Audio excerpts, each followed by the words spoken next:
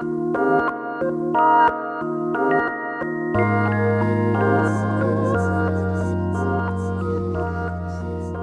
pues muy buenos días. Estamos en una más de la serie de pláticas denominadas pláticas y conversaciones con personalidades y expertos en el nuevo sistema de justicia penal que organiza la Secretaría Técnica de la Comisión Estatal para la Implementación aquí en el Estado de Tabasco. En esta ocasión estamos muy contentos de que nos acompañe el doctor Javier Carrasco. Él es el director general del Instituto de Justicia Procesal Penal allá en el estado de Morelos. Un instituto de amplia experiencia y que le vamos a pedir aquí al doctor que nos platique un poquito ahí de su experiencia, específicamente en qué temas hay, doctor. Muy bien, Bienvenido. pues muchísimas gracias por la invitación y felicidades por el trabajo que están haciendo aquí en Tabasco para implementar esta reforma trascendental e histórica que es de gran beneficio para nuestro país. Yo represento el Instituto de Justicia Procesal Penal, es una organización civil. Tenemos ya 3 años de habernos constituido, pero anteriormente trabajábamos la otra directora y yo en un proyecto que denominamos Proyecto Presunción de Inocencia en México. Este año celebramos ya 10 años de haber iniciado en este trabajo. Bueno, el objetivo de nuestro instituto es fomentar las buenas prácticas, fomentar la correcta implementación del sistema de justicia penal desde la perspectiva de la presunción de inocencia de los derechos humanos. Nuestra experiencia inició estudiando el abuso de la prisión preventiva en México. Fuimos involucrándonos en el proceso de reforma que en aquel entonces se iniciaba en algunos estados de México. Y así fuimos introduciendo la idea de la necesidad de contar con herramientas diferentes para que una persona pueda enfrentar un proceso en libertad, en este caso las medidas cautelares. Una vez que los códigos adaptan esta mecánica, después diseñamos el concepto de servicios previos al juicio, las unidades de medidas cautelares y logramos implementar las primeras unidades en el país, en Morelos, en Baja California y en Puebla, y ahora estamos trabajando en otros estados donde están creando estas unidades y es lo que me trae aquí a Tabasco para apoyar en el fortalecimiento de esta unidad. Eh, Esto nos llevó también para apoyar al proceso nacional de implementación de la reforma y estas unidades ahora ya son parte del Código Nacional de Procedimientos Penales. Y eso es un poco de quién somos. Sí, efectivamente, el Código Nacional de Procedimientos Penales ya habla de esta figura, le denomina el área de supervisión de medidas cautelares y suspensión condicional del proceso. Y justamente es que aquí en el estado de Tabasco escogimos, digamos, a este instituto por ser el que más experiencia tiene y efectivamente, como lo comunicaba el doctor Carrasco, vamos a rediseñar, a mejorar la unidad de medidas cautelares y de suspensión condicional del proceso que tenemos aquí en Tabasco, que inició en el 2012 con el primer municipio que inició vigencia el nuevo sistema y que ahora en el 2014 se tendrá que establecer también en 5 municipios que en octubre y diciembre inician vigencia. Y en ese sentido, doctor, ¿cuál considera usted que al final de cuentas serían los principales beneficios de tener un área eh, como la denominada supervisión de medidas cautelares y suspensión condicional del proceso? ¿Y cuáles serían los retos, digamos, en general? Para el caso de Tabasco quizás todavía no los conoce, pero bueno, en términos generales, ¿cuáles serían los retos de los gobiernos para implementar estas áreas, ¿no? Pues antes de abordar esta pregunta en específico, primero me gustaría definir qué es una medida cautelar Bien. para poder precisar qué es y qué no es. La medida cautelar es una decisión que el juez de control toma en las etapas iniciales, en la etapa inicial del proceso, para permitir que una persona o enfrente el proceso en libertad o lo enfrente en prisión preventiva. Entonces, en ese sentido, la cautela es un cuidado, es una decisión que el juez toma para cuidar que la persona no se evada de la acción de la justicia o no ponga en riesgo a la víctima o no ponga en riesgo el mismo proceso. Estas decisiones el juez de control las toma en un contexto de una audiencia donde toma la información social de la persona que es acusada, del imputado, para determinar qué forma de cuidado o qué medida cautelar le va a imponer. En el sistema tradicional había únicamente dos formas: la prisión preventiva por el delito grave o la libertad provisional bajo caución por los delitos no graves, siempre y cuando la persona acusada pudiese garantizar su comparecencia. Nosotros en nuestro proceso de investigación vamos viendo que existen varias violaciones a los derechos humanos, las violaciones a la presunción de inocencia con ese modelo tradicional. Ya una vez que los estados caminan en abrir las posibilidades en que una persona pueda enfrentar el proceso, no únicamente en prisión preventiva ni tampoco depositando una garantía económica, sino que hay una serie de alternativas. Ahora nuestra pregunta era: ¿cómo lo van a hacer los estados? Tenemos que tener una política pública detrás de esta nueva ley, y empezamos hace 10 años a investigar en qué país existe este seguimiento, cómo se recaba la información. En esto nosotros fuimos a investigar a Chile, a Argentina, a Colombia, a Perú, todos estos países que van más avanzados en esta reforma que en México. En ninguna región latinoamericana identificamos que se había creado una oficina administrativa específica para que ayudara a las partes y al juez en esta decisión. Entonces es como nosotros empezamos a diseñar esta intervención. Es un modelo internacional y adaptándolo a la realidad local mexicana con el proceso y la implementación del sistema mexicano y latinoamericano. Entonces aquí nosotros es como diseñamos esto. Ahora vemos en las audiencias, hubo una serie de observación de audiencias para nosotros identificar cómo el juez determina que a esta persona le va a imponer que firme cada 8 días, que deposite, digamos, 2,000 pesos de garantía económica. ¿Base a qué, no? Exacto, base a qué información. Porque recordemos que el juez de control al momento de tomar una decisión, él no conoce a la persona imputada que está aquí enfrente, no conoce la carpeta de investigación. La chamba o el trabajo de presentar los intereses de la víctima y del imputado es tanto el Ministerio Público como de la defensa. Entonces nosotros con un instrumento, con una hojita, un checklist, decir qué información argumenta el Ministerio Público, con qué contraargumenta la defensa, y nuestro diagnóstico siempre ha sido, tanto aquí en México, en cualquier estado que vayamos, como en los países latinoamericanos, es la falta de información. Ese es el gran reto, la falta de información con el que el Ministerio Público y la Defensa ofrecen al juez para la toma de la decisión. Por ende, el juez toma una decisión limitada y pudiese ser que la medida no sea la adecuada en ese momento.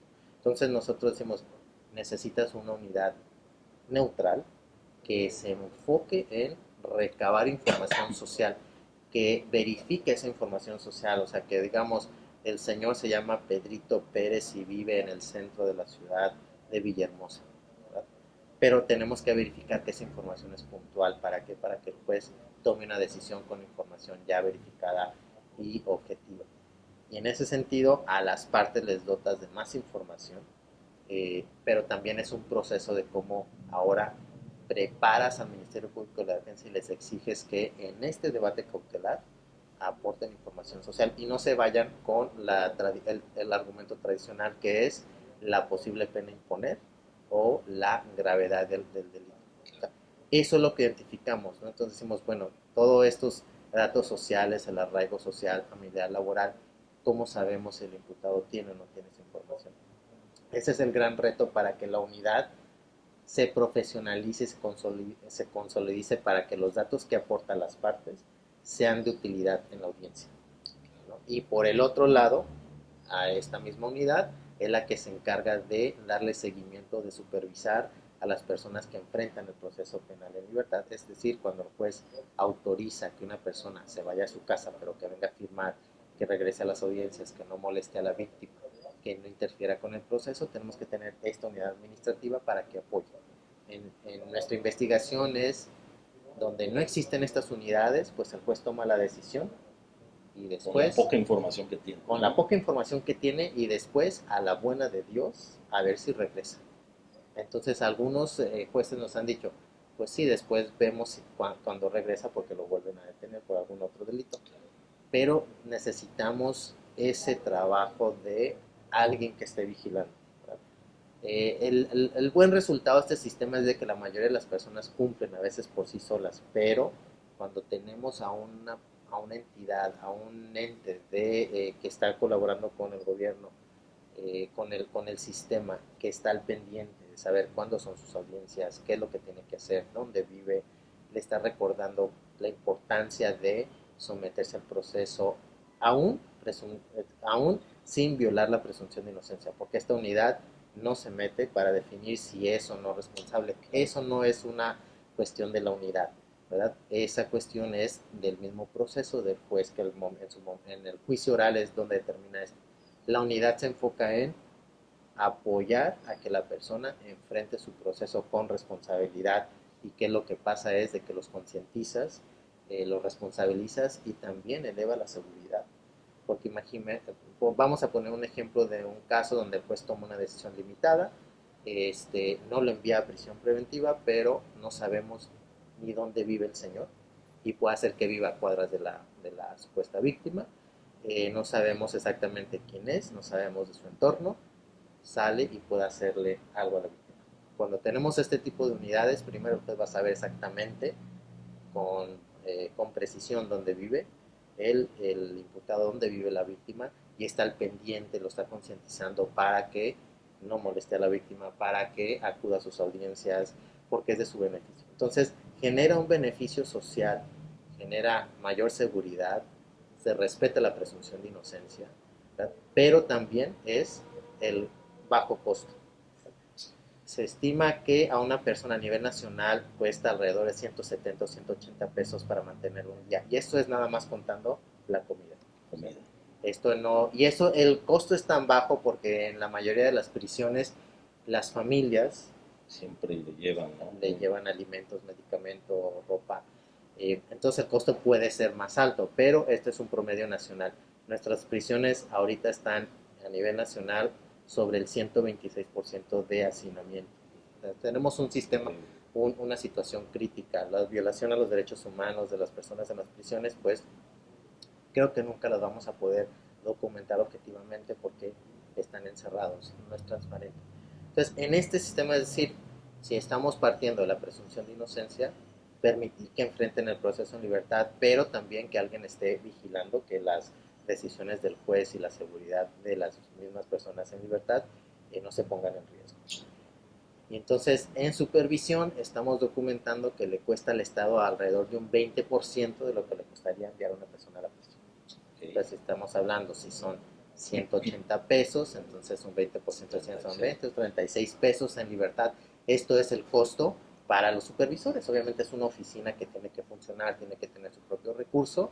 Y en los estados, en los 3 estados, bueno, hay 4 modelos, uno para adolescentes en Morelos, el de adultos de Morelos, adultos de Baja California y de Puebla.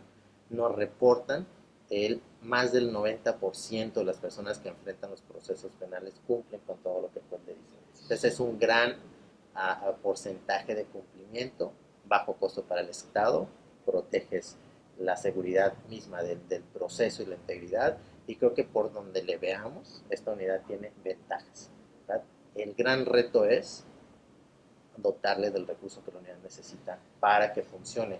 Porque puede hacer que el modelo así teórico, como estoy explicando, sea como muy bien, tampoco es la maravilla, tampoco es, digamos, la varita mágica que nos va a resolver toda la situación. Ahora es qué recurso necesita. Si es una supervisión en campo, entonces necesita, pues desde lo básico, un coche con gasolina. Pero si le limitamos a la unidad, solamente vas a tener un tanque de gasolina a la semana y tenemos 300 personas que supervisar, pues entonces ya desde ahí estamos limitando lo que pudiera hacer. Lo que nosotros estamos abogando es para que los estados entren a una inercia de readjudicación o de redirección de sus recursos. Digamos, si le dotas de 100 pesos para el sistema penitenciario, ahora ya no van a entrar todas las personas ahí, parte del recurso es todos estos programas en libertad, y tanto en la parte de procesal como también en la parte de ejecución, donde muchas personas van a terminar cumpliendo sus sentencias en libertad. Pero para que esto funcione, para que la ley funcione de esta manera que viene ya desde los códigos, desde el local y el nacional, se le tiene que dotar del recurso y crear la política pública. Entonces, Por ejemplo, Ceja en Chile, cuando les compartimos esta idea, nos dice es que esto es lo que el sistema mexicano, la reforma mexicana, le aporta a la reforma latinoamericana, porque en Chile no tienen esta unidad. Entonces, los argentinos logramos nosotros con nuestra experiencia a apoyar a Argentina, una de las provincias en Rosario, Santa Fe, crear una unidad similar. En Ecuador, en Cuenca también crearon una unidad similar. Y en Perú están creando la propia y en Chile estamos en proceso. Entonces, la experiencia mexicana ya ha sido parte, contribuyó a esta reforma regional en este tema, porque es algo que todos se preguntan, ¿cómo vamos a respetar la presunción de inocencia si no tenemos el mecanismo para hacerlo? O envías a todas las personas a la prisión porque no tenemos el programa de seguimiento, o tal vez mandas a un programa de seguimiento en libertad a personas que deberían de enfrentar el proceso en prisión. Claro, claro.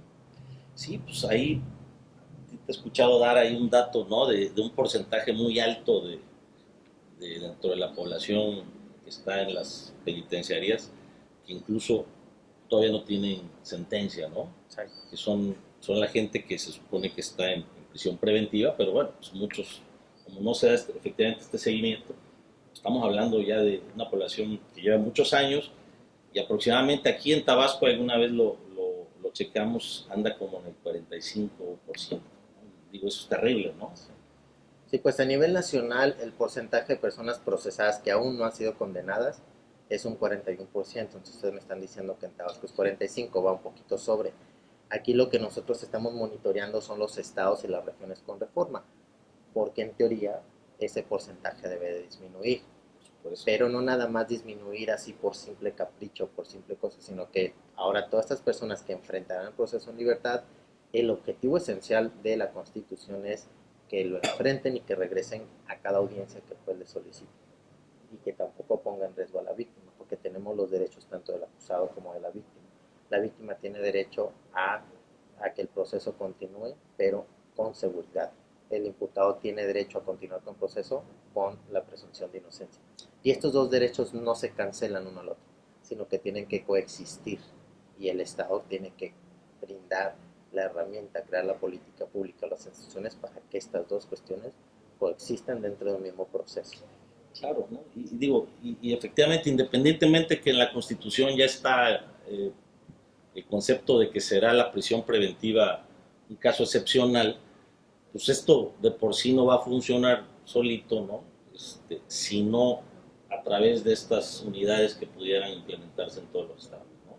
Exacto. Y definitivamente el tema de los recursos, yo supongo que se tendrá que recurrir a todas las tecnologías de información y comunicación también, para el tema de las pulseras electrónicas, para que tampoco uno invierta tanto en recursos humanos, sino que sea un proceso más tecnificado, sobre todo la supervisión, ¿no?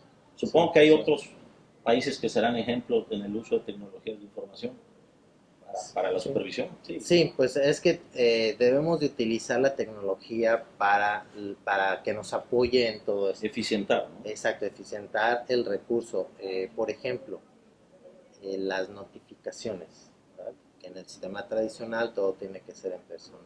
Una notificación personal con un oficio, y cada oficio que se produce en cualquier oficina de gobierno representa por lo menos 3 hojas de papel adicionales porque la copia la minuta. Cuando los estados no tienen recursos para otras cosas, entonces, ¿qué podemos hacer tecnológicamente? Podemos preparar una notificación digital y enviarla digitalmente a las partes o otras cosas. En cautelar, ¿cómo podemos utilizar la tecnología? Pues ya prevé la misma ley el brazalete electrónico. Obviamente eso al inicio es costoso porque es una inversión de tecnología que se tiene que hacer, pero a la larga del tiempo, por ejemplo, ¿cómo vamos a asegurar que la persona no sale del estado cuando el juez le prohíbe la salida del estado en una medida cautelar? O que no se acerque a la víctima, ¿verdad? O que no se acerque a cierto lugar. Pues no tenemos el recurso para tener a un oficial de supervisión o a un policía detrás de cada supervisado, pero tenemos el brazalete electrónico con la tecnología, pues se determina a quién se lo pueden poner y con eso se aseguran otras medidas que el juez haya determinado. Definitivamente el tema de recursos siempre llega, ¿no? Pero definitivamente no debe ser una limitante. Hay que tratar, los gobiernos tenemos que tratar de ser eficientes en el uso de los recursos y darle realmente la importancia a estos temas, no nada más por el hecho de que son ya compromisos constitucionales, sino porque evidentemente aquí estamos hablando de un beneficio en términos socioeconómicos, ¿no? Vamos a tener un impacto positivo eh, teniendo menos cárceles o las cárceles con menos población que no debe estar ahí y ahorrándonos cuantiosos recursos. Pues doctor, pues muchísimas gracias por esta entrevista. Vamos a estar por acá todavía trabajando y esperamos volver a tener una retroalimentación de esta naturaleza. No, pues muy bien, gracias por la invitación y aquí estamos al pendiente para apoyar en lo que se pueda a que el Estado sea un Estado con un sistema fuerte, un sistema nuevo y que sea muy diferente al sistema que estamos abandonando. Perfecto. Gracias, doctor.